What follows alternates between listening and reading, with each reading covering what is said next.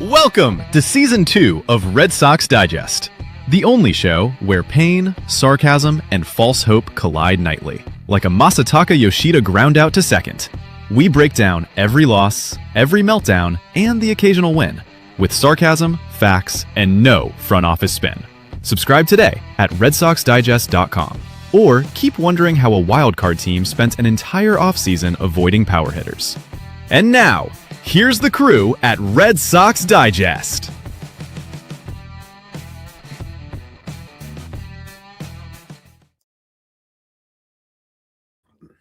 Good evening, sports fans, and welcome to another edition of Red Sox Digest.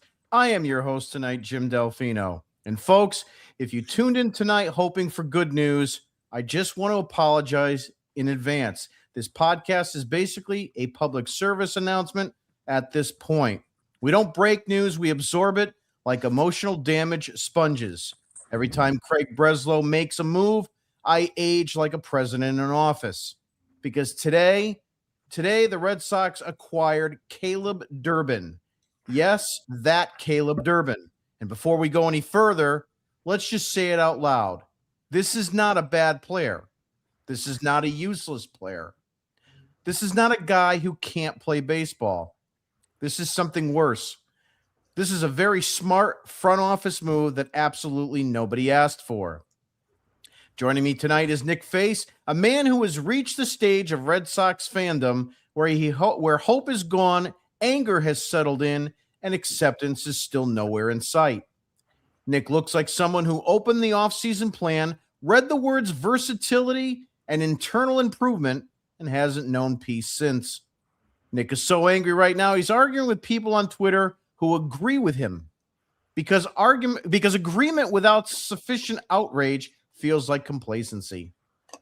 And John Martinello is with us here too, fresh off another offseason where he confidently said, "There's no way this can get dumber," only to be proven wrong by lunchtime. John came into the winter cautiously optimistic, not excited, not hopeful, just cautiously optimistic, which in Red Sox terms is basically asking for emotional violence. Since then, he's watched his team add redundancy, subtract intimidation, and sell it as flexibility. John is now operating entirely on sarcasm, disappointment, and the kind of anger you get when you realize the plan wasn't ruined. This was the plan all along. Let's get into it.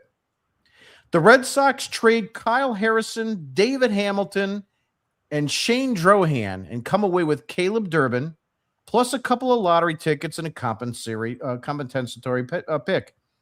And immediately, the analytics crowd jumps to the Prairie Dogs yelling, 2.8 WAR, 2.8 WAR. Yeah.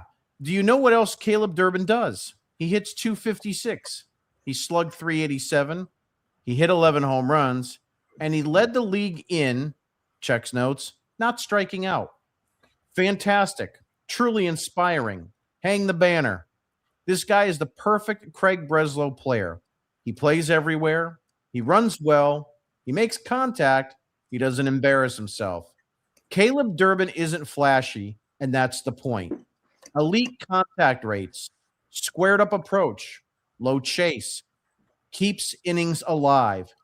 He's basically a Honda Civic, reliable, efficient, never breaks down. The issue isn't Caleb Durbin. He's useful. He'll play. Just don't confuse spreadsheet efficiency with lineup intimidation, because he isn't Mike Schmidt. And before we wrap this up and pretend we're not all slowly turning into baseball doomsday preppers, we got a little spicy nugget today that explains this entire offseason in one perfect snapshot. Apparently, the Red Sox were willing to deal a package headlined by Franklin Arias and either Peyton Tolley or Connolly Early to get Ketel Marte. Now that would be talking. That's a real player. That's a guy who steps into your lineup and immediately makes pitchers feel something other than comfort. But then Arizona countered with, cool, we'll do it, but we want Marcelo Mayer and one of Tolley or Early. And Breslow said no. Which, look, I'm not here to trade Marcelo Mayer for a bag of baseballs and a Groupon. I get it. I'm not saying you have to do that deal. But here's what kills me. That's the line. That was the line. You don't move Mayer for Ketel Marte, a legitimate impact bat, but you'll turn around and spend the rest of the offseason collecting versatile infielders like their Pokemon cards. So let me get this straight. Impact All-Star? Oh, wow, too rich for my blood. High contact infield chess piece? Yes, give me all of them. I want the whole display case. This organization keeps telling you what it values: cost control, redundancy, and upside. And it keeps punting on the one thing fans actually want: a lineup that makes October possible without divine intervention. With that said, it's time for us all to face the facts. It's time for Face the Facts, where excuses get laughed out of the room, your feelings are irrelevant, and your opinion probably doesn't matter. No spin, no cope, just the facts. And now, your esteemed host, Nick Face. You can keep those round of applause down. I thank you, though. Thank you for all those round of applause for all that. There it is. Thank you. I thought I heard boos out there, so I'm glad that there was somewhat of an applause that was there. What is my stance on this today? First and foremost, that was shocking to get that announcement this morning. All of a sudden, Jim's dinging, John's dinging, Thayer's dinging. I'm like, what the heck? Did somebody die or something? No, it was Breslow making a move. The big thing I kept thinking about here today, after kind of digesting, no pun, didn't mean to make that a pun, but is our new player, Caleb Durbin, better than Kyle Harrison? That's where I'm at. And I can't give you a definitive answer on that right now because we still have that unknown on what Harrison coulda, woulda, shoulda done here in Boston. That was the piece. That was the big ticket item for when we traded Devers. Right now, it feels like the Rafi Devers trade is going to go down as one of the worst moves this organization has ever made. It is disgusting what we have in return right now, which is one player. And his name, by the way, is it Barrios? What's his name? Barrios? Bayo. Okay. I like the fact that we have a guy that can at least make contact. I think that's one thing that is the positive here, and can be a pretty durable, capable guy. Is he flashy by any means? No. He did come in third overall for Rookie of the Year. I don't want to discredit that for Caleb Durbin, but can he handle the big stage in Boston? Jury's got to be out on that. We have to figure that out. The best news of the day, though, comes that David Hamilton is finally out of my life. Jim can no longer put him up in my corner anymore because that clown is out of here. So that was... Uh-oh, he might be making his return. Uh-oh, no. But I think that's a great takeaway because we've all seen the cat with 9 lives get more than 9 lives on this team, and 9 times out of 10 screw up something, whether it was getting picked off of a base trying to steal, whether it was not being able to bunt, whether it was making a horrible play in the field, whether it was a short or second or whatever. I'm so glad he's out of my life. I don't care how much speed he had. It wasn't worth it, guys. It wasn't worth carrying him anymore on the roster and giving him innings. So that's a positive on that. And then I like the fact that Durbin can be durable. It's going to come down to what Marcelo Meyer is more comfortable doing. Is he more comfortable being a third baseman or a second baseman? Because wherever Marcelo Meyer doesn't go, that's where you're going to see most of Caleb Durbin, and then Connor Falefa will be sprinkled in a little bit into those situations. Is this a better defensive ball club than last season? On paper, absolutely. I'll take that. But the problem here is, who the hell is going to hit the baseball? Who's it going to be? We got Wilson Contreras. That's one name. we're going into a season where we have a lot of unknowns on who's even leading off. We went over it, I think, on our last show. Is Roman Anthony going to be your leadoff? Is Roman Anthony going to be a perennial AL MVP? That's a lot of pressure for a kid that we still need to see more of and see if he's actually durable and capable of playing a full season in the leagues. Marcelo Meyer was the name I also mentioned just a few minutes ago. Can this guy stay healthy? Glove-wise, we all thought Gold Glove-esque. When he was filling in for Bregman, we had no issues whatsoever with him playing at third base. We liked it. We had no problem with it. Very capable, almost very smooth and natural over at third base. Do I personally want him at third base? No, I want him at shortstop. I want Story over to second base. But that's how I would handle that situation. You also have that unknown of what the hell is going to happen in that outfield. Looks like we're keeping Jarren Duran. So now you got to figure out what Jarren Duran you're going to get. What Wilyer Abreu are you going to get? Jim, I really liked your tweet that you had earlier today where you were kind of figuring out what the lineup is going to look like. And it gave me a headache. I had to take an aspirin. I'm not going to lie. I had to take an aspirin because I just wanted to hit my head up against a wall. There is not one player on this team that I am comfortable with truly in any slots in this lineup. We don't have an ideal leadoff hitter. We really don't have a number 2 hitter. A number 3 hitter? You kidding me? I know you put Duran at 3, but that's just how the nature of the beast goes. Wilyer Abreu, you want him hitting cleanup? Get ready for a lot of strikeouts. I think Wilson Contreras, out of all the players that we have that are sprinkled into this team, at least you can say, I guess he can be a middle of the lineup bat. I like him better in 6 than 5, but because of where you're looking, Wilson Contreras is probably your number 4 hitter. Oof, that's not good. So overall, yeah, I'm okay with it. I think it's a steady move. I think it's an okay move. It just doesn't make me excited. That's my stance. Yeah, exactly. Well, we'll have to see Very how it vanilla. goes. I think that's the best way I can say it. It's a very vanilla, hold the sprinkles kind of move. Nick's Face the Facts is sponsored by Stat Relief, the only over-the-counter relief designed to ease pain caused by staring at Red Sox StatCast pages for too long.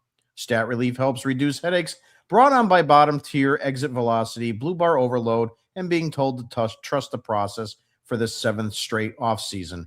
Works fast against symptoms like defensive redundancy, contact-first optimism, and sudden urges to explain why this roster is actually sneaky good. Stat Relief, when the numbers hurt, but denial hurts more. And now it's time for the Martinello Minute. And now the part they don't want said out loud. No spreadsheets or corporate spin, just the truth, raw and impatient.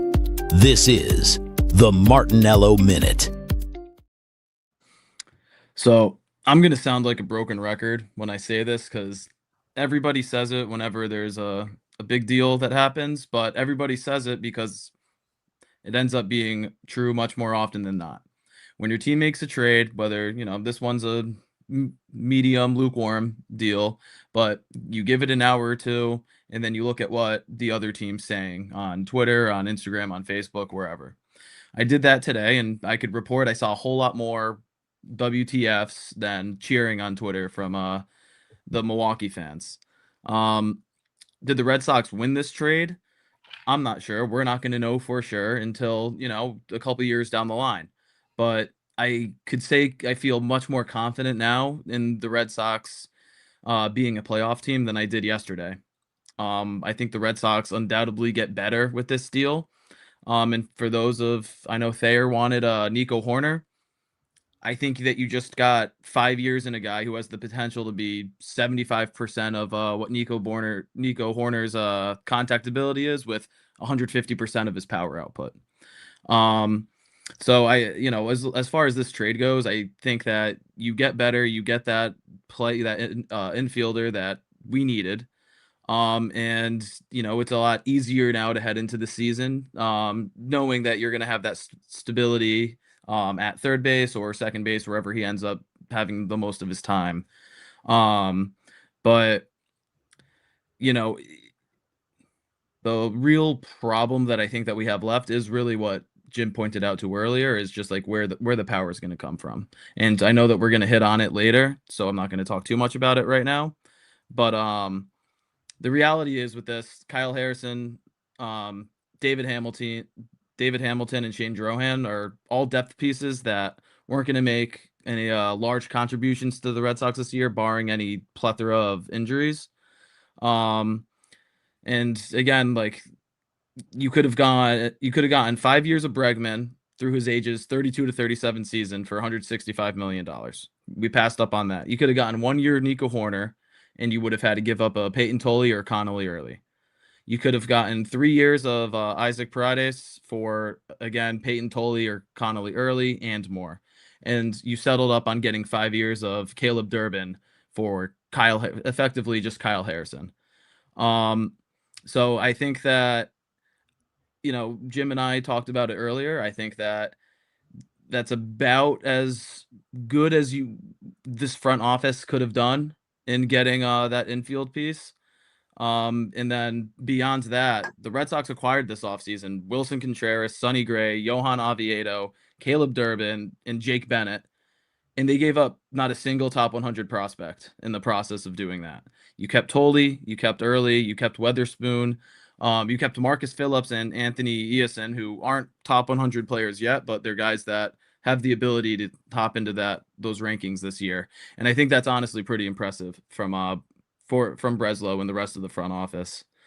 And I know it's just the pitchers and catchers that reported today, but there's a little bit of an electricity in the air from that, but I'm starting to feel quite optimistic about what this team is capable of. Yeah, I agree with a lot of those points. The Martinello Minute is sponsored by Rage Fuel, the energy drink engineered for 1 minute emotional breakdowns caused by off-season press releases. Packed with enough caffeine to scream through contact first lineups, utility infield depth, and yet another promise of internal improvement. Rage Fuel, because calm fans are what fourth place teams want. So I want to kind of go into a little bit more about this trade. Again, just so that we are aware here, the Red Sox acquire third base Caleb Durbin, shortstop Andrew Montessario, and a second baseman Anthony Siegler, and a compensation B pick, I think the 67th pick. And again, just to review, Milwaukee receives left-handed pitcher Kyle Harrison, who obviously, as John said, was the headliner in the Rafael Devers trade. Second baseman, Nick's favorite friend, David Hamilton. And then a left-handed pitcher who has really kind of been a face name in this minor league organization, Shane Drohan. Everybody pretty much has heard this guy's name at some point. He's just never really materialized, and we don't know if he actually really exists. We've traded him, or he was a Rule 5 pick to Philly, and we got him. It's been just a really weird situation for that guy. So my first question, Nick, I'm going to start with you. Obviously, we were looking for somebody with a little bit more pop in the bat. We can talk this over till we're blue in the face of Ketel Marte, Alex Bregman, and some of these others that, we were trying to acquire. Caleb Durbin was a rookie, was third in the National League Rookie of the Year voting this year. He actually was acquired by Milwaukee in the trade with the Yankees that sent Devin Williams to New York. This is the second straight offseason that this kid is being moved.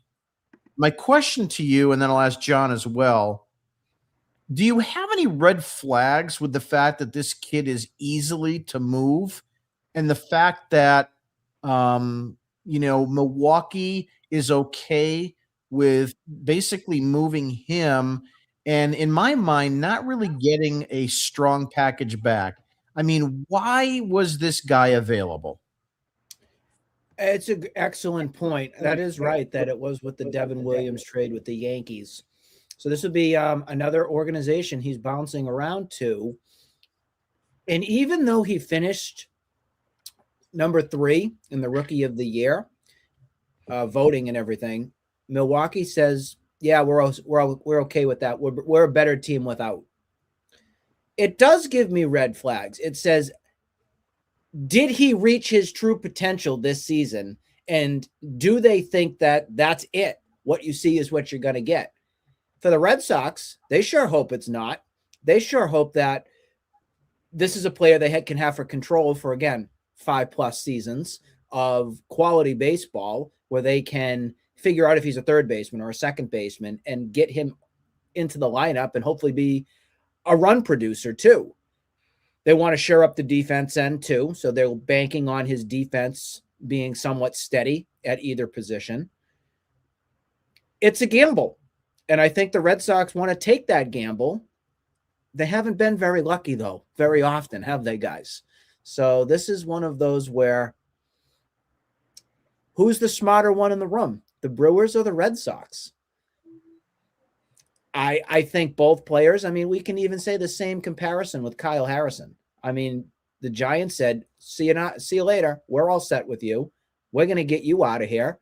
And look at Harrison didn't really even do anything when he came back here in the big trade with Devers. What did he throw? 2 innings, 3 innings, something like that towards the end of the season. And there was nothing. It was okay. Nothing set the world on fire. Not with any of the hype that Peyton Tolley and Conley Early did. So that's why on the depth chart, Kyle Harrison was a lost cause for at least this season because he wasn't really going to get a chance. He was going to be going to Worcester. He wasn't going to be doing anything unless he had an amazing spring and the Red Sox had no other opportunity than to either put him in the rotation or put him somewhere in the bullpen. So the more you think about it, as much of it to me is a vanilla move, I would have rolled the dice on this. I like it because I think it at least gives some stability where you didn't have much of it for the infield. We got rid of David Hamilton again. I am ecstatic about that.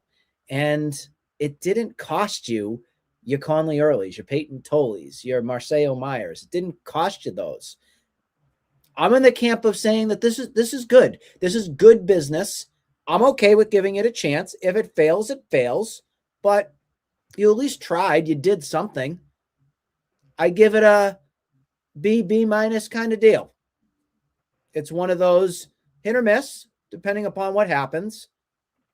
Roll the dice, see how it goes. Yeah, I'm kind of in your camp too, Nick. My feeling here is I don't hate the move, but I'm not sure if I like it yet. And I think the only way to know, is time.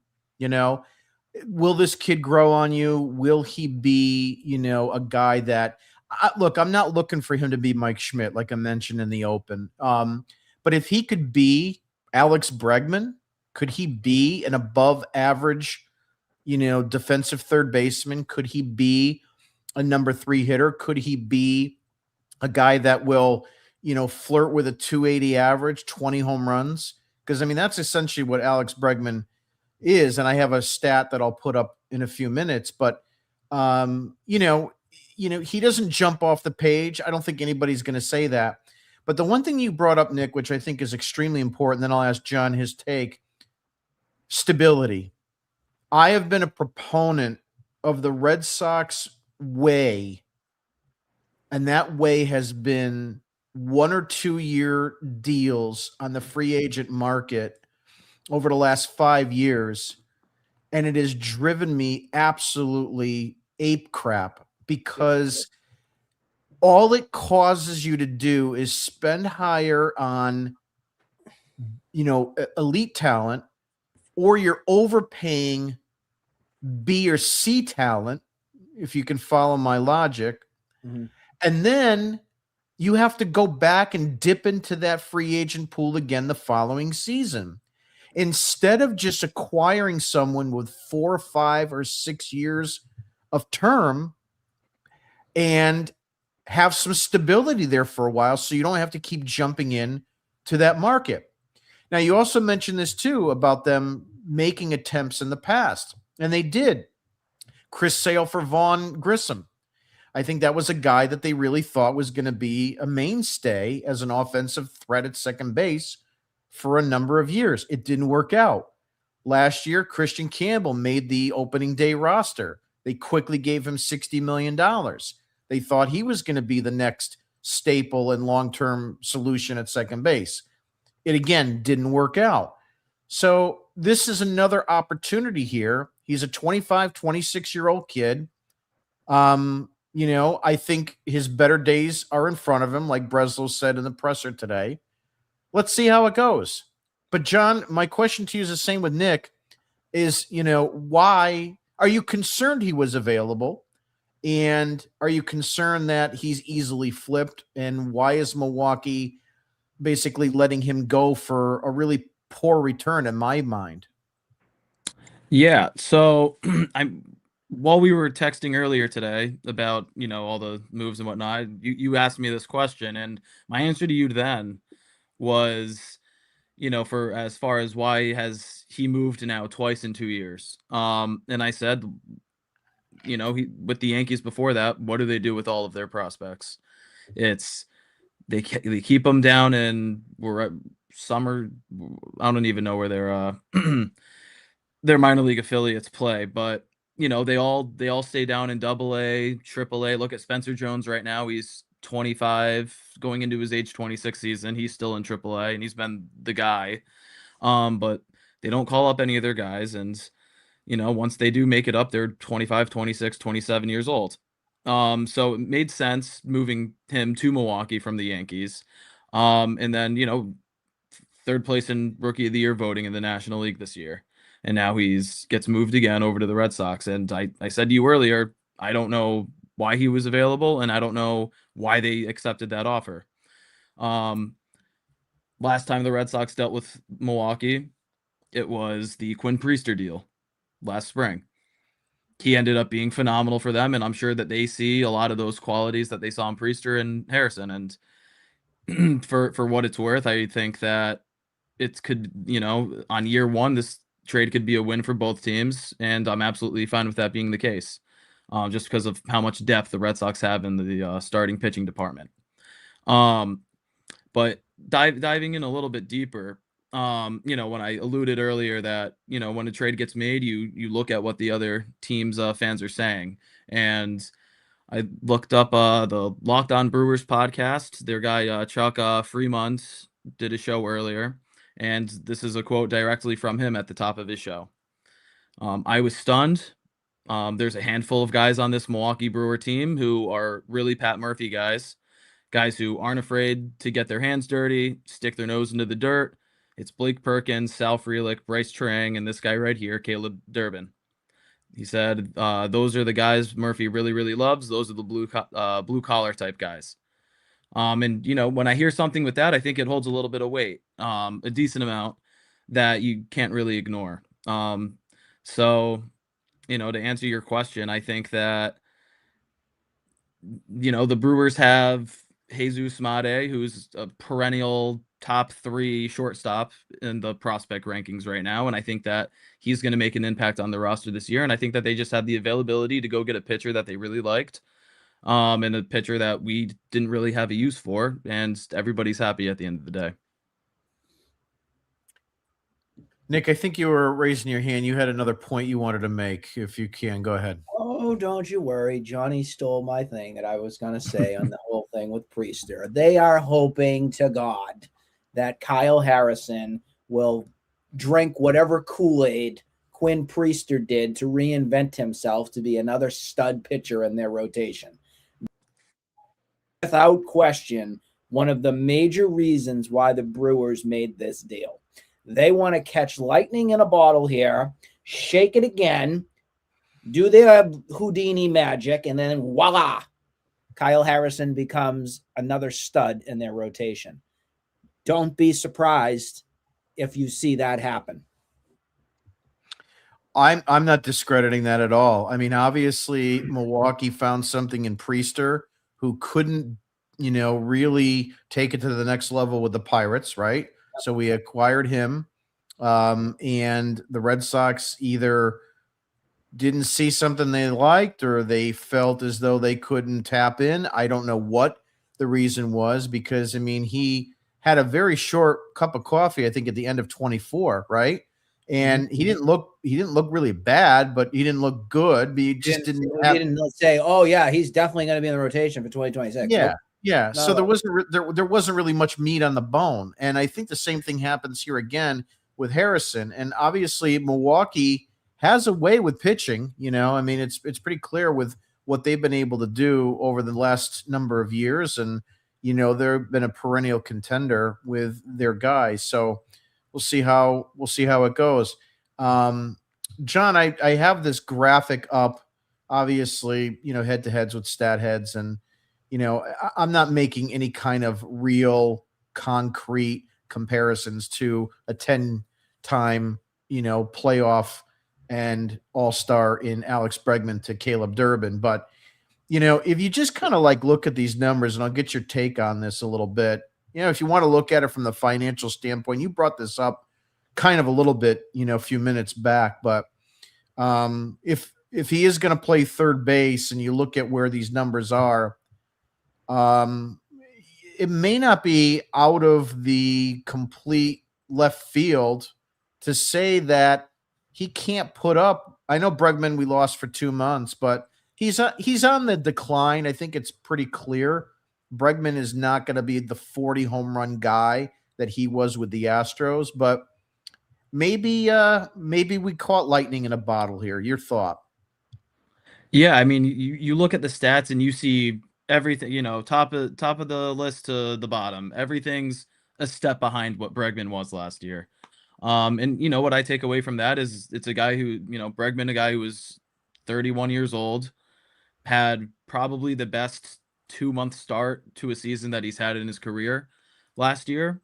And then obviously, once he came back from his quad injury, everything didn't fall off a cliff, but he, everything by the end of the year kind of went back to pretty much what he is as a player. So, you look at Caleb Durbin's numbers, and everything's a one step behind what Bregman's is. And, Craig Breslow sees a guy that, I think Bregman's like an inch taller than him, but almost the same frame. And, I'm sure his computer model, projects that Caleb Durbin is going to be a guy that could get close to Bregman. You said that you're not comparing him to Bregman. I'm not comparing him to Bregman either. But I think that when you get a guy for 5 years of control, cost control, or your other alternative is $165 million, I think that you are very happy taking this gamble, and you have a long leash, or at least a couple of years of a leash to kind of feel that out and see what you get with at the end of the tunnel. Nick, your thoughts? I'm just glad that we don't have to sit through a 5-year commitment to Alex Bregman. The more I think about it and be real with it, am I that mad that he's not here? I'm not. It's just a matter of the replacement. That's what I think bugs me the most, is that you really didn't do anything. You had options. You had your chance. And now we're settling. I hate when that settle feel sets in, because now we're on the backup of the backup of the backup plan. And now we're hoping, I hate using that word, that this is going to be okay. We're left kind of with our hands up saying, well, they did something. Like, there's a couple comments, and I know we're going to get into the comments and stuff that some people say are chirping about here. How can you compare Bregman and Durbin? Again, you can't, folks. We're not trying to do that. We're trying to tell you, there's your third baseman last season. Here is your potential third baseman this season. You need to see those numbers. Whether you like it or not, this is what you see. And there are some positive takeaways here from what Durbin did last season versus Bregman. I'm not saying he's Alex Bregman, but the biggest thing that stands out to me is games, folks. Games right there, 136 to 114. Alex Bregman is not a durable, reliable player anymore. So good luck to the Chicago Cubs on that. Good luck to you, because you're not going to get 130, 140 games most likely out of Alex Bregman again in his career. Sorry, I hate to break it to you, but that's the truth. Durbin, again, younger, has that ability to play in more games, get more plate appearances, get more experience out there. I like how he has speed. Speed is something that we know that this team has if it uses it effectively and if they get on base. Well, Caleb Durbin is one of those guys that, believe it or not, doesn't strike out 100,000 times a season. I'm exaggerating on that because that's kind of what I do. I like to exaggerate sometimes. But he puts the ball in play. He moves runners along. What a perfect compare, or what a perfect contrast that would be, rather, with the Duran-Durbin lineup. I don't know where they would slot in, but think about speed and then a little bit more contact there. That may help Jarren Duran in this lineup if he has a player that's like that, which we never did last season. We just didn't. So that's just my take on it. You don't have to agree with my take. That's just how I feel at this current moment with analyzing, breaking down what transpired from today. We are a better team, as John said when we did this show, with Durbin than without Durbin. So, folks, get used to it. Yeah, again, I do like the move from a certain standpoint. The one thing I say earlier, and I think I want to stick by it, is I don't hate the move, but I'm not sure I love it. But I like the potential here. But yeah, I mean, I haven't looked at the comments yet, but anybody thinks that I'm comparing the two of them, that's not what we're doing here. We're solely looking at the fact that you got Durbin for essentially league minimum, whatever it is, because you put your resources into pitching. And will Alex Bregman be an arbitrage contract, by year 3, year 4, year 5? Here's the other thing is too, if in fact that Bregman is going to be the Cubs' second baseman, it's, I think it's pretty well regarded. I don't know. I'll get you guys' take on this. Second base is a harder position than third. Third base is more of a reactionary position because of especially right-handed batting and that ball coming up on you very, very quickly. Second base is a lot more going on. The pivots, who's covering, turning double plays more so, all of that. If Bregman, as he ages, in my opinion, doesn't look like he's going to be a better second baseman than possibly a third baseman. And that just comes with getting older. Nick, I'll start with you. What's your thoughts on that take? I don't know. I never understood when the Cubs came out and they signed Bregman that he said, well, he's going to immediately play second base. It just never made sense to me. And now as this offseason is still going, the Cubs still have Nico Hoerner. They still have Matt Shaw. What is that organization doing? You just can't go into the season with that mess. You don't have room, especially when you have Dansby Swanson at shortstop as well, where you gave him the big contract. So you're not going to move him. You're going to put a guy who's been a Gold Glove winner, which is Bregman, over at a brand new position when you got a guy like Nico Hoerner. I know it's on a 1 year kind of figure it out what they're going to do over the long term, but Nico Hoerner was a great glove at second base. If I'm Nico Hoerner, I'm bullshit right now over what this organization is doing, and I'd want out. This is my take. This is my opinion. So I am pretty surprised that Hoerner is still a part of the Cubs, in all fairness. I really am. Will that happen as the opening day hits? I don't know. But if the Cubs really are believing in Shaw, it seems that way. It seems like that's going to be their third base guy, and then Bregman as their second. I think they got it backwards, but that's just how I'm feeling here. I don't like Bregman going to second base for them. Yeah, I agree with you on that too. The other part about it is too, when you talk about Nico Horner, and it's, he is a free agent at the end of 26. So he's going to want to play every day, and he's going to want to have a hell of a season because Sure. he's playing for a contract. He's playing for his big payday. You know what's Um, interesting? Before you go to John, you know what's interesting? So I just said I wouldn't want Alex Bregman as my second baseman for the Cubs. But if we go back a year at this point, when Bregman came to the team, I would have told you, "Oh yeah, I'm all good with him playing second base." It's just it's so dumb. It really is. Alex Bregman should, in all essence, be your second baseman for the Red Sox. Yeah, he really should be. Imagine John that, guys. We'd have Bregman and Devers. How about that? should have. And this show wouldn't even be existing right now because we wouldn't be talking about Caleb Durbin right now. We wouldn't. John, quickly, your take on those comments with Bregman, second base, so forth.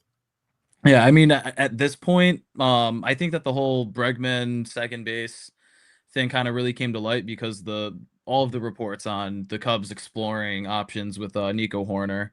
If he's going to be on the team, I can't imagine that we'll ever see Bregman at second base, even if Horner is injured for any period of time.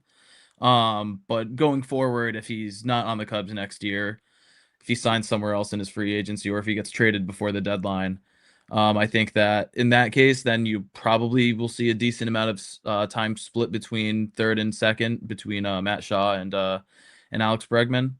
But yeah, I mean, I think Nick nailed everything on it. Which, yeah, you go back a year and we wanted him at second base, and then now it's like we'll pump the brakes on that. Like, that's probably not the best idea for Bregman as he ages, but it's hindsight 2020. Like, as long as Nico Horner's on the team, I don't see Bregman's playing an inning at second base, barring an injury. Just switching And they would have lied to him just like the Red Sox had lied to Bregman last year. Deja vu. So for everybody that wants a little bit of a different comparison, so this would be more of the first with Bregman, obviously, is more intangibles about the switching of position, the financial commitment, what you got versus what you didn't get.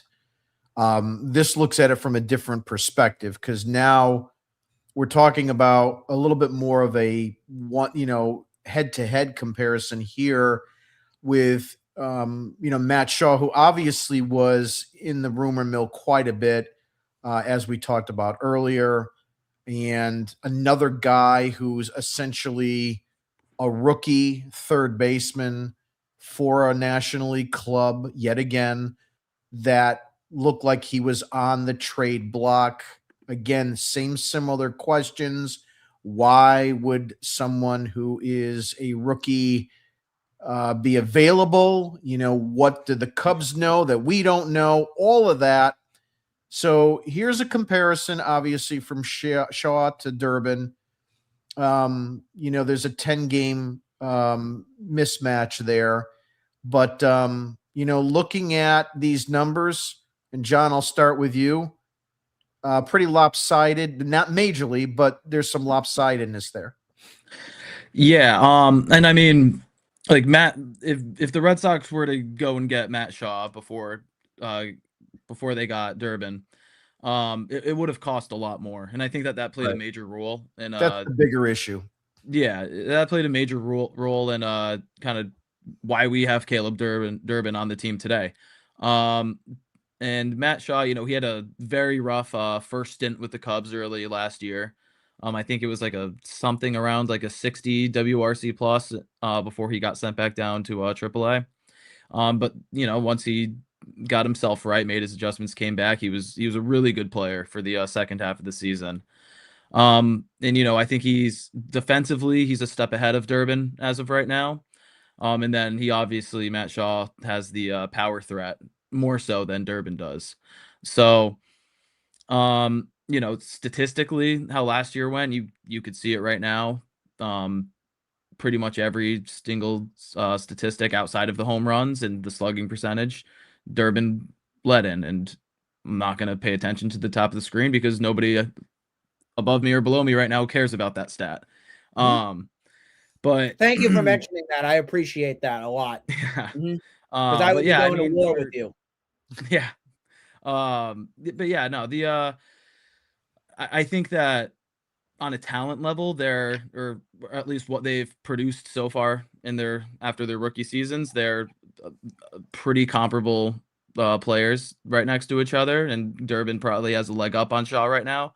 But just what the potential is for Matt Shaw, I think, from a worth-wise, is why he was more expensive, and he has a little bit more of the what if than Durbin does. So, John, just to be clear, you feel that the upside is higher with Shaw? Yeah. Okay. Nick, your thoughts on, what this graphic shows, and it appears it's clearly all about what the asking price was. I am opposite than John. I like Durbin better than I like Shaw.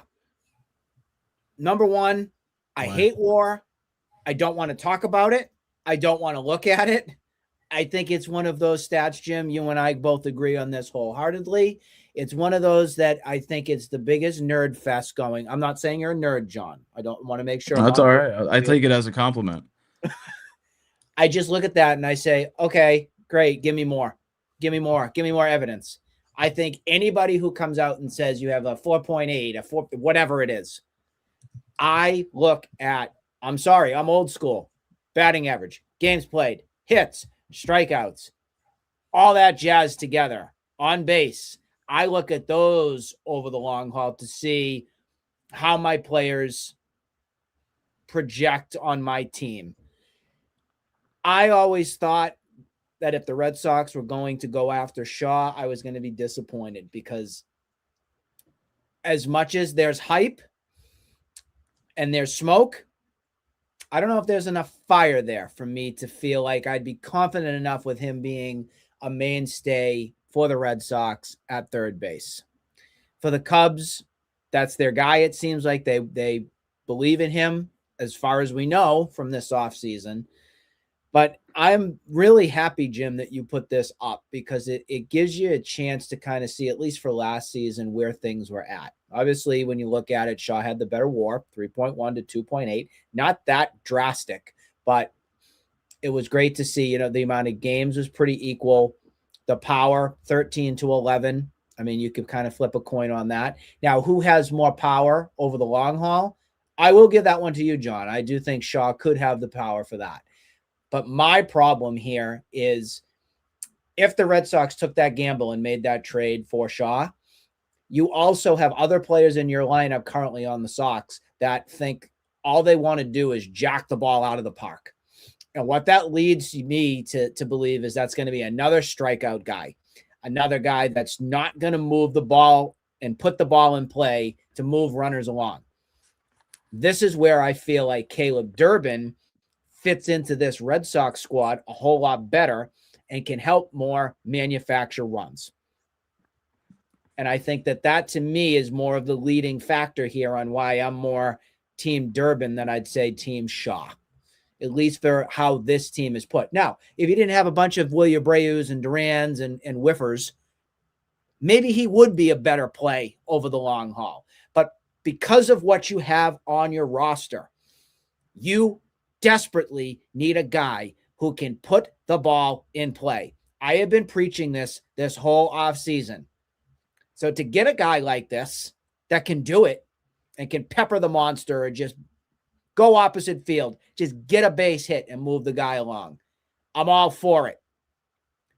The other big point, and I don't know if we're going to get into this after this segment here, the Red Sox have a little bit of a issue going on with another current, whether first base or second baseman, going into spring training, and that is Romy Gonzalez.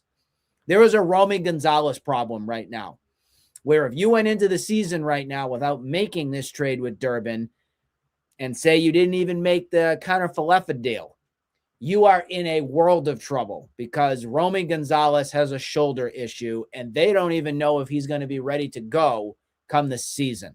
That is scary because the Red Sox survived last season with Romy Gonzalez. Yes, he was overplayed, but did he do a heck of a job from it? Yes.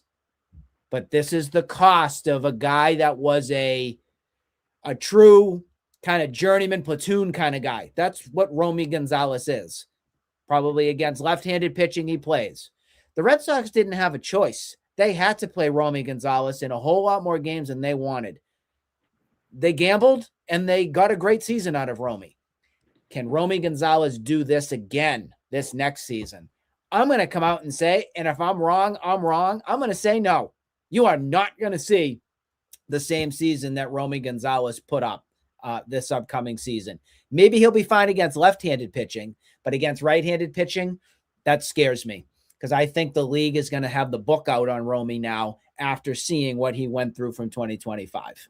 So this gives more roster depth and flexibility with this move. Again, I'm more team Durbin than Shaw. I like it. Yeah, and just to clarify, I think Durbin as of today is a better player than Shaw. Just from the perspective of how teams value the players, I think that Shaw has the higher ceiling than Durbin at this moment. But I'd rather have Durbin than Shaw. Yeah, I can see that too. Let me kind of give you guys some food for thought here on this, because it may sway you one way or the other. I mean, first and foremost, Shaw's a younger guy. He's 23 versus 25. So let's just assume that, but you kind of build into your body a little bit as you get into the mid 20s and so forth. But here's a couple of interesting stats. Okay. So we see that the Powers, edge Shaw two home runs. Stolen base is very close. Caught stealing, Durbin 6, Shaw 5.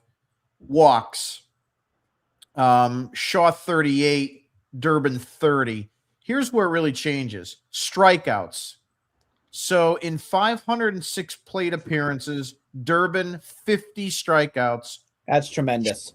Shaw 437 plate appearances. You're talking almost 70 appearances less. 94, almost double the amount of strikeouts. So that's a really important thing here. On base percentage advantage, Durbin 334 to 295. Obviously, OPS 721 versus 690. Durbin had 24 hits by pitch. Led the National League. Another Kevin Youkilis. So another Kevin Youkilis. So he's either kind of leaning. Does he waddle like a duck too? I don't know, but he's 5'7". He might. Yeah. Hey, careful now. You might have one of those kind of at bats like Youkilis would have. So there's some things there. I mean, the biggest thing, Jim, that you mentioned right there is the strikeouts. It's this guy puts the ball in play. I can't stress it enough. We haven't had a guy like this in ages. Maybe Xander Bogaerts was the last guy.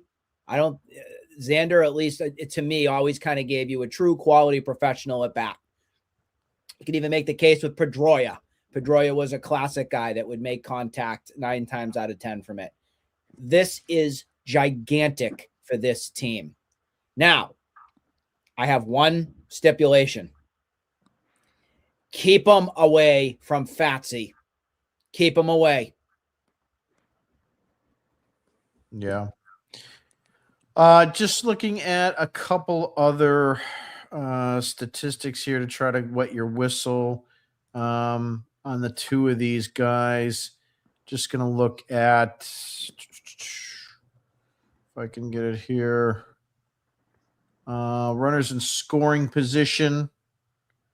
Shaw batted 174 with runners in scoring position, 19 strikeouts. Durbin, runners in scoring position, 258 with 13 strikeouts.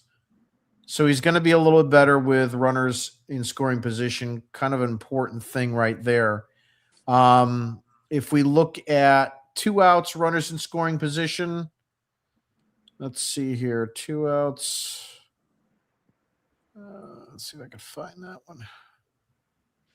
Jim, while you're getting that, one of the things that when I was going through all of Durbin's statistics today, favorite thing I saw in the clutch in last year, which was, I think it's like 8th inning within 2 runs, 8th inning or later within 2 runs, 48 games, 59 at bats. He hit 322, 379 on base, 542 slug, which is a 921 OPS. Yeah. That here it is right there.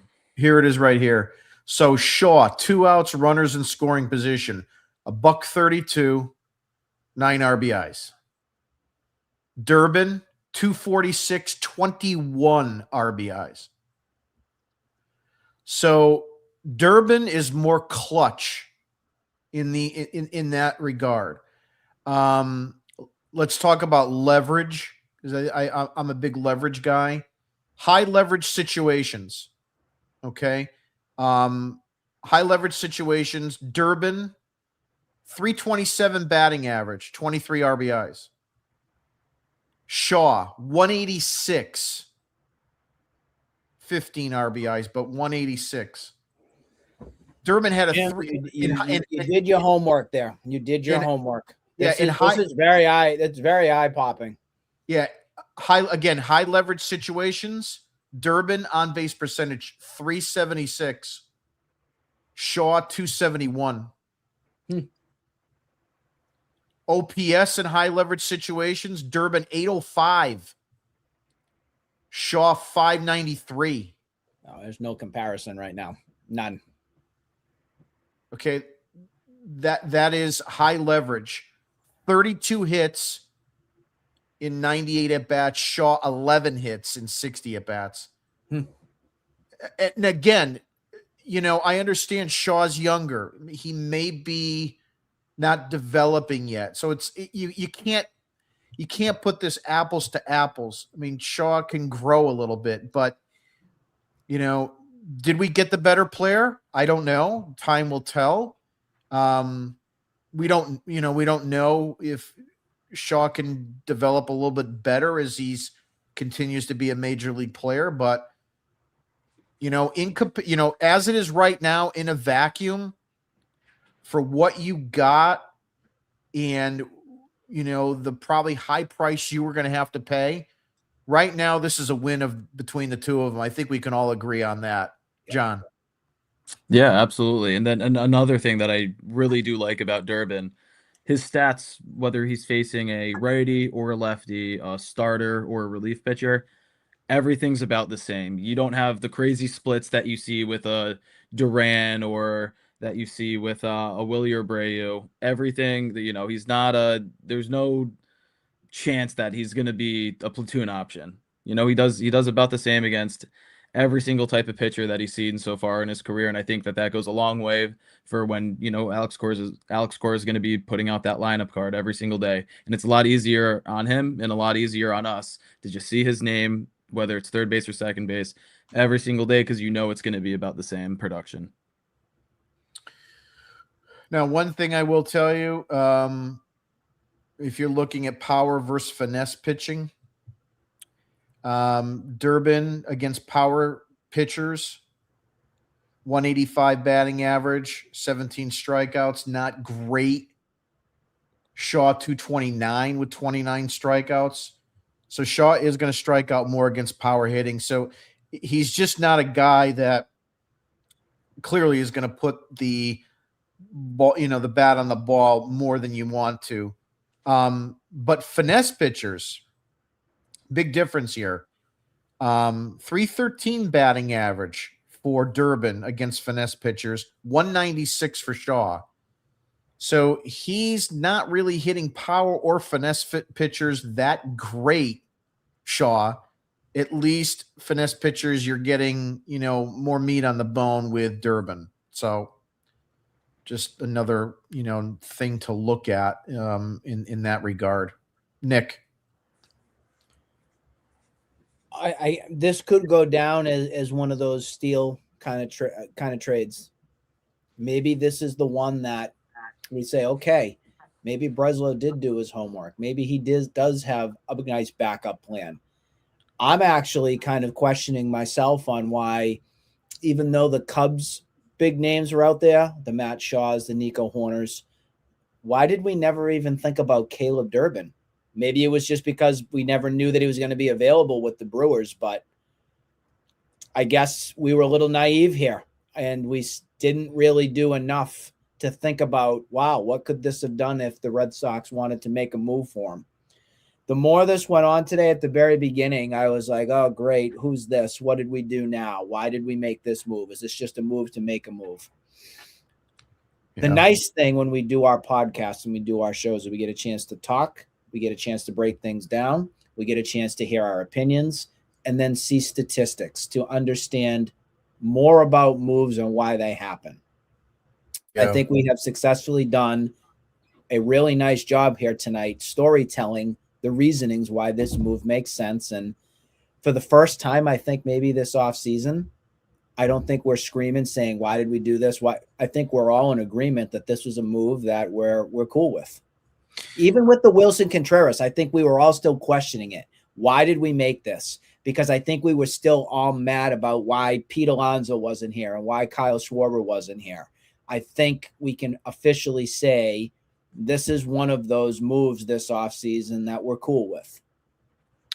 Yeah, I like I said, you know, I don't hate the move. I like the move. I just don't know if I love it yet. That's been my take the whole time. But I said to John before we actually started the show, I think I mentioned to him, I said, you know, you're outside of Roman Anthony, let's say, we don't know what the potential home run bat looks like there, but this is a team, I think, that it's not going to hit the ball out of the ballpark 5-6 times a night, but it could be a team that has a lot of traffic on the bases. Which we need. Which, you know, kind of is a little old school Red Sox.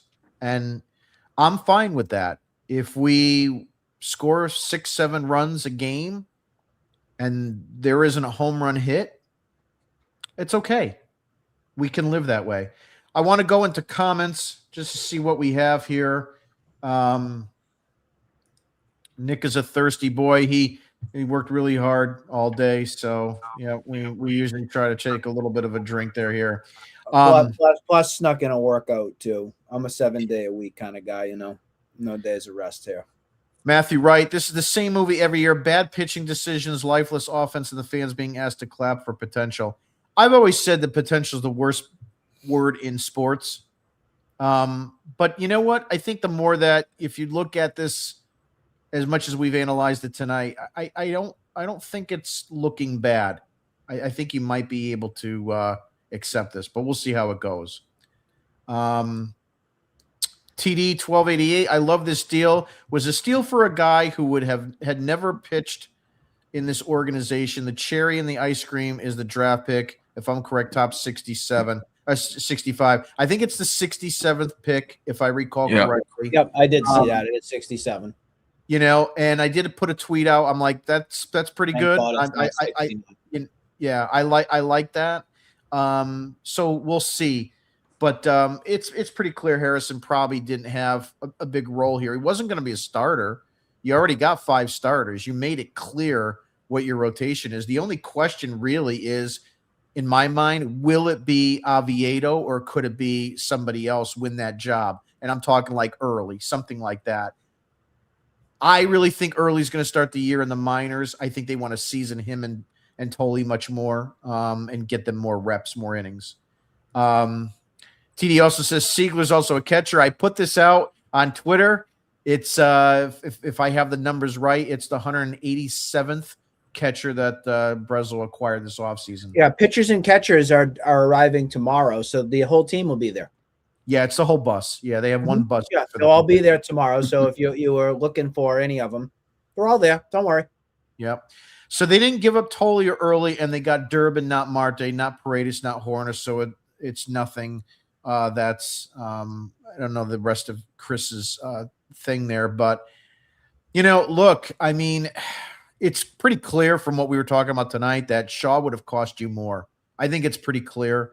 So you were able to get him for a lot cheaper, Durbin. We'll see how it goes.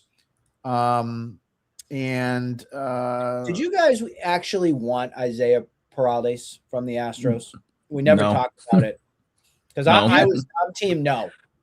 I wasn't a big fan of him at all. Like obviously, like you have the Green Monster, and he's a big pull side hitter, but the defense is at best average on Paredes, and I don't know. You only get him for 2 years, and you're giving up more than you did for Durbin. So, remember the Astros kind of have a monster. Kind of a little bit. Yeah, and he's also a not injury guy. He was hurt for, I think it was a hamstring last year. I don't know. I've never been huge on him, and when he started, his name started popping up. Eventually, I was like, all right, like I'd be fine with it happening. But again, another reject from the Astros. Oh yeah, you're all set. Goodbye. Oh, and the Red Sox take them on. Yeah, I'm all set with that soap opera. Well, it's clear, Nick, that Paredes was going to cost them too much because otherwise, I think the deal would have been done. I agree. A while back. Yeah. So it was one of those things that they couldn't agree on. And probably Nico Horner was going to cost him an arm and a leg too. It's probably why they also had to pivot. But to answer your question, did I want him? I think I was more enamored with I wanted something. Yeah. Something that wasn't going to be Isaiah kind of Falefer at third. Okay. Yeah. I wanted more than that. That was not good enough. And I'll give you another question, Nick, because you brought this up a million times. Are you more satisfied with Durbin than Donovan? Yes, I am. And I think we were settling on Donovan. I think that's why. And I think the reason we were doing that from the offseason is BFF, Chaim Bloom to the rescue. I think that's the reason why we were trying to tell ourselves that if this is what it's going to be, accept it. I was very pleased to know that Donovan was not going to be a Red Sox. I was very happy with that. Again, left-handed hitter again, very redundant. Could he have been okay here? I think so. I think it would have been fine. But I think that the Durbin side of things, to me, is more convincing that he's going to be the better player here over the long haul to impact this team and hopefully win some ball games with. Yeah, and I think that's another key point that you brought up, the fact that he's a right-hander, Durbin. That's key. You desperately needed a right-handed hitter. Definitely desperately needed a right-handed hitter, especially with losing Bregman. And especially if Roman Gonzalez is injured to start the season. Yeah. Christopher also said they had 4 months to get an offensive player with power. Breslow wanted filet mignon, where he only wants to give up hamburgers. That's why Durbin is here, not Shaw, Marte, Paredes, and Horner. Look, I'm with you, Chris. Like I say, I don't know what Durbin's ceiling is. We'll know by the end of the year if this was, a crap move or not. But I'm a little bit at least optimistic, and for someone who's never optimistic about this team over the last few years. The amount of people that are still chirping on Marte, you folks got to move on. He's not coming here. It's not going to do you any good, folks, with just continuing to say, I want Marte. It's not happening. And I'm going to be the one that I've told you from the very beginning. I personally don't think Marte would have fit well here with the Red Sox. He's a headache. There's no doubt about it. There's been our talent. There's everything. I'm not taking that away from any of it. But I think we would have been very disappointed with the player we got in Marte, specifically having to give up the players in return. Yeah. I think this was the best of both worlds right here for the Red Sox to at least give this a chance. Yeah. And you didn't give up any of your headliners. TD says the kid Durbin is Rafaela 2.0. I totally disagree. He doesn't have the speed Rafaela does. He puts the ball in play. He's higher contact, doesn't strike out like Rafaela does. I don't know where that comp came from. That's very inaccurate. That's not even a real comparison. Jim, we gave nothing for Rafael 2.0. Common to compare him to Breggy is truly unfair with this kid.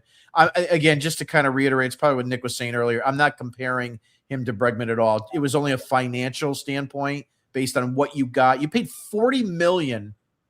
Don't forget, the Red Sox, not us, but you. All right, you got to be careful with every word you say on Twitter. The Red Sox paid $40 million for that production. That's my point. Luis, Jim, you forgot you are close to the minimum year lockout. So many to Henry. Yeah, look, that's a good point. We still have this impending lockout next year. You got Durbin, you got him under control for 6 seasons. Chris also says this team has lost Devers and Bregman in back-to-back years, and the way I see it, they replaced him with Contreras, IKF, he meant, and Durbin. End of story. Suarez doesn't count. He's a pitcher, so. You know what? We'll see how it goes, Chris. I mean, I would have loved big boppers too. I think we're all in agreement. We wanted, somebody like we wanted Alonso, or we wanted Alonso, or we wanted Bregman back, or we wanted Eugenio Suarez. I wanted a 40 home run guy in that lineup. It's not happening. So we got to just try to love this team. We all going into the offseason, did we all say we wanted to? We didn't want Bregman back? Were you? So here's the thing. If you look back at my tweets, I think it was early October or middle October, something like that. I think the season actually did end for the Red Sox. It could have even been November. Here's the point. I actually said at that point, I think I'm moving on from Bregman. What about Bichette? And I said this really early before Bichette was even a household name in Twitter rumors. And you can check the receipts on it. It's an old accurate. Okay. And I did not want Bregman back. And for a number of reasons. It was kind of more, I didn't like the idea that he mentioned his opt-out during the playoffs. Alex Bregman only cares about Alex Bregman. He's not a team player. I think he's just a mercenary. He's a hired gun. It was all about the money, and that's it. And whether he did or did not want to play in Detroit with the contract they offered, I don't know what the situation was. But, I still blame the Red Sox for a lot of what happened in that situation because they should have figured out and planned better for a team that had Devers and Bregman in the same lineup. Continuing on here, how do they improve offensively? The answer is they didn't. So if you're looking at it from the standpoint of Bregman and what he gave you, I understand he was hurt. He was basically nothing in the second half when he came back. He really wasn't. So, like Thayer brought it up on our last show. If you want to go position by position, do you have an offensive upgrade at first base over what you had last year? I think the answer is clearly yes. Do you have an offensive upgrade at second base? The jury's out. Do you have an offensive upgrade at shortstop? Best would probably be a wash. I don't think Story could do better than he did last season. Do you have an offensive upgrade at third? We don't know yet. Jury's out. Outfield, Duran, probably maybe about the same. Rafaela, maybe the same. Abreu probably has a little bit more upside. The key here is obviously Roman Anthony, right? He's the guy that we're putting a lot in a stock in. So if you take that for what it's worth and translate it now to the starting rotation and the bullpen, on paper, Chris, the starting rotation should be stronger, 1 through 5. It definitely, like Thayer said in the last show, is a stronger 1 through 5 rotation, which also, and I'm a big proponent of this, takes your fringe starters. Cutter Crawford. I know Tanner Houck will not be on the team this year. He's recovering. But we'll call that a fringe starter. They're going to be in the bullpen. And this allows you to get maybe 2-3 innings out of some of these guys that if you have a poor start, they can, put in the time, give you 2 or 3 innings, save your bullpen so you don't bring in Weissert in the 7th to give up grand slams to St. Louis, right? And you don't overwork Slayton, Whitlock, and Chapman. Whitlock needs to be an 8th inning guy, not a multi-inning guy. Chapman can't produce what he did last year. Slate needs to remain healthy and be an 8th inning alternative. We need a lights out back end of the bullpen, 7, 8, 9, to go with a rotation that can go 6 solid strong every night. So, yes, your offense could be worse. It could be a push, but the potential for your rotation and your pitching staff is much better. Harrison is at best a number 5. His control is one of the worst Sox seen in earlier. San Francisco did remember experts on pitching. Well, he's gone now, so it really almost doesn't matter to us anymore. Doesn't matter. Chris says, Red Sox, the way they operate today, they're never going to be in the hunt for top-end free agents, not next year or in the year after. That's why Bregman, Alonso, or Bichette is not here. Get used to it. I'm not happy. I wanted Bichette. I made that clear. Nick wanted Alonso. John, I don't know what your thoughts were, who your number 1 pick was, but we all want the top stars. But at this point, it is what it is. So we'll see. Again, I wasn't comparing Breggy and Durbin. Let's see here, Nick. I also have a looming year-long lockout. Yeah, we talked about that already. JP, love you guys, but I hate this pickup. Like I said, we'll see how it goes.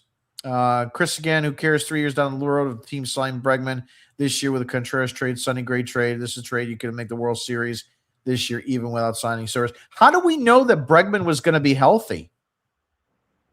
I think that's a concern too. I mean, there's no guarantee. And, Chris, no disrespect for your takes tonight, pal, but you're going to make me have to take another aspirin, my friend. Holy moly. Just try to kind of quick through a few other ones. Sox still lacking 1 power hitter. That's why we can't get players like Devers. We'll see. Hopefully Roman Anthony replaces that from that point of view. Sox are still lacking 1. They're not just lacking 1. Where are some of these things coming from, folks? Yeah. They're lacking multiple. You don't have any power hitting. Where is this coming from? I mean, Jim, some of these comments tonight, it's mind-boggling. Yeah, I'd say they're lacking the power hitter, and then they're lacking the fear factor hitter. They're Lord, people.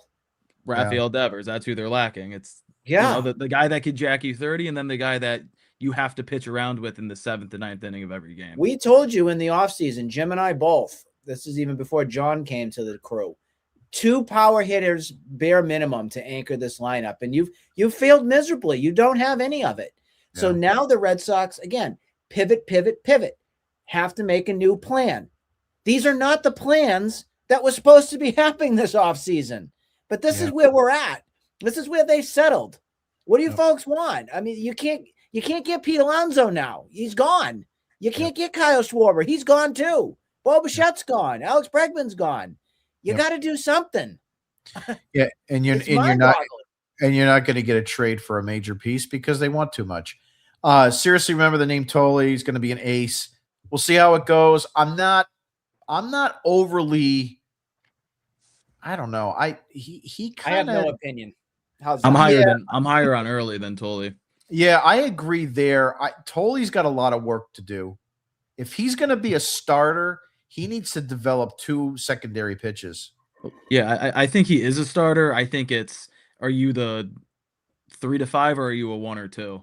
And I think with early, at least right now, it's a lot easier to see that 1 or 2 upside with him than with Tolle. Yeah, my opinion on Tolle is if he's going to develop a plus 1 or 2 secondary pitches, he could be a starter. If he's not going to develop that, then you're looking at a bullpen piece. So yeah, and with Crochet in Worcester for development. Yeah, and I mean with Crochet, he's known for his fastball. His best pitch is his slider or his sweeper. That's his best pitch, but you don't hear about that because he has that overpowering fastball. Sure. So with Tolle, he needs to that sweeper, slider, whatever he uses has to be that is his strikeout pitch, his put away pitch, and he doesn't have that right now, and that's his biggest problem. Gonna wrap it up. Nick, any final takes before we close out for the evening? The last comment was from Pasha, was my favorite one so far that I've seen in the comment section, outside of saying I'm thirsty. I am thirsty, very thirsty. I love Roman, but he's proved nothing yet in performance and health. I wouldn't say he hasn't proven anything, but it's a big season here. It's a big season. You have desperately got to figure out who Roman Anthony is, because if he is not, and he isn't this anchor and this mainstay in this team with this big contract extension that they just gave him, it is not going to be a fun season. It's Roman Anthony or bust for 2026. John, your final comments before we wrap up. Yeah, I mean, I just have some notes down on what Cora and Breslow said today during their media sessions. Mm-hmm. That was fun. Yeah, Cora brought up that there is no commitment yet on who's going to be playing second or third. I think that's a major step in the right direction from what we got last year, where he told us what it was going to be, and then in 24 hours it was completely different. Yep. He said he believes that the offense can be better than it was last year. He said, in quotes, I think there'll be a lot of games that we could win with 3 or 4 runs. To point out what the defense is going to be with the pitchers that everybody just hits ground balls off of. He hopes to have Willian as an everyday player. And he said that Ceddanne Rafael is going to be locked up in center field. Hopefully he's not lying about that. And then what I thought was kind of funny, but he said he compared Isaiah Kiner-Falefa's clubhouse presence to Rob Refsnyder, which I don't know if that's worth $6 million, but it is what it is. Yeah, I saw some of that too. My thing is this: if Abreu can hit left-handed pitching, we will probably be very pleased. And Falefa, it's just about another infield guy. I mean, I don't think that's going to really amount to much. But I think the bigger thing is here, guys, is that it's pretty clear that this is your team for 2026. Barring any kind of unforeseen injury, I don't see any other moves happening. There might be some kind of single A type thing, but nothing more major league roster wise. And we'll see how it goes. But that being said, I want to wrap it up for tonight. I want to thank both John and Nick for being on with us tonight. If you haven't subscribed yet to our digital product, please go to RedSoxDigest.com and sign up for a free subscription. You can also get a paid subscription with a lot of goodies. And also, too, if you are a active follower of the Bastards of Boston baseball, we have a raffle going right now. Unfollow them and go ahead and send us the best gift you give yourself of the 2026. And send us an email with a screenshot at the Red Sox Digest.com or the Red Sox Digest at gmail.com, the Red Sox Digest at gmail.com, and you'll automatically be entered to win a copy of the MLB The Show 2026. And we will be giving that out and raffling it off in March. So hopefully you go ahead and enter for that. Other than that, I'd like to wish everybody a great night. Thank you, everybody, for the comments. We appreciate them all. We appreciate all our viewers. And we will see you on the next episode if anything groundbreaking happens. Spring training is here. Let's hope for a great spring. And number one of anything is health with all the players. Nick? And most importantly, bring your catcher's mitt. Yeah, a lot of catchers coming. A lot of catchers. Have a good night, everybody. Peace. I'm going to Doug Mirabelli myself. Good night.